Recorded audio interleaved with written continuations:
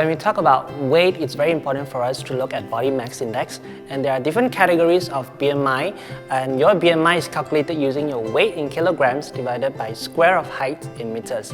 Malaysia now has actually one of the highest rate of obesity rate in Southeast Asia region, and we can't seem to ignore that the rates of diabetes, high cholesterol and hypertension is actually increasing, and all of these are pretty much closely related to excessive weight gain. And that's why maintaining our weight in a healthy range will then be very important, because all of these are actually very much related to non-communicable diseases, for example like diabetes, high cholesterol, cancer or even respiratory diseases. Not to forget that actually keeping your weight in a normal range could also reduce joint and back pain. To be honest, there is actually no dieting, even though dieting is actually defined as the practice of eating in a way to achieve a specific objective. But somehow, majority of us will go too far to restrict your food and somehow forgot another important aspect, and that is the nutrient adequacy. Basically, in order to keep our weight in the normal range is to correct our eating habit and lifestyle that lead us to excessive weight gain. A diet with a balanced multitude of nutrients will then be very important for us to keep our normal weight. Some of us might always think that to reduce your food is the way to keep your weight, but somehow it's not about eating way less, it's about eating enough with better food options. Let's take an example.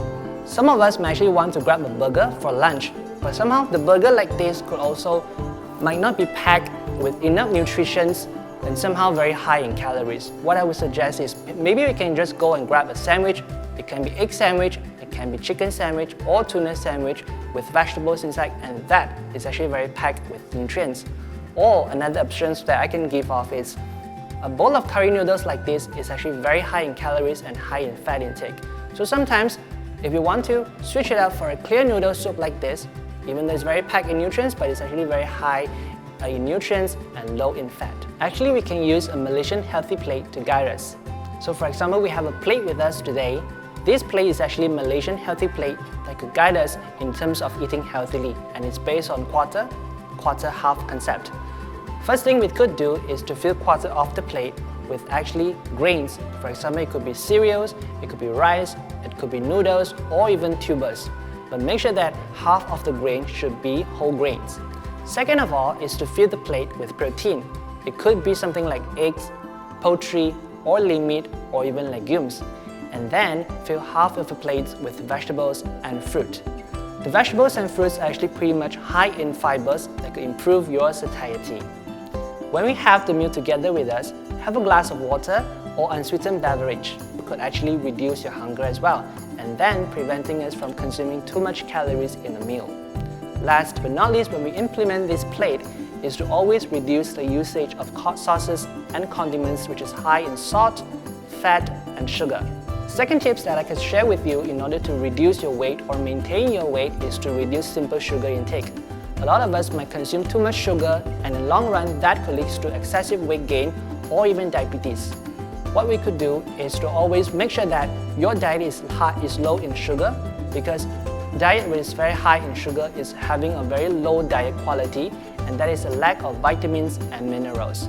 The third one is always eat slowly. Eating slowly can actually reduce your hunger, can also ease your digestion, and most important thing is improve your satisfaction over a meal. That could actually preventing us from consuming too much calories. Making sure that plan your meal accordingly so you have a higher chance of enjoying a balanced diet meal. Last but not least is always to balance your calorie intake with a good amount of exercise. But for some of us might not be doing exercise usually, just start from something easy. Go for a walk or doing house chores. Eventually, aim your exercise intensity with about 30 minutes every single day or achieve 10,000 steps per day. Studies have actually looked into the association of both emotions and eating behavior. The psychological characteristics of one individual could lead him to select such food when he's stressed. For example, it could be cookies, it could be ice cream, or it could be potato chips. And when that happens in a very long run, that could lead to excessive weight gain. So how do we break the cycle? One of the things that we can practice is to practice mindful eating. Mindful eating is basically to focus on your meal, remove the distraction, and only stop eating when you're feeling full. And when that happens, it could actually help you to reduce stress. If you're feeling stressed and always stuck with this condition, out to a professional help for a therapist. So Kaki-wasan, how do you want your weight to be managed? It's already very important for us to remember that correct your eating habit and lead a very healthy lifestyle. See you again next time. Bye!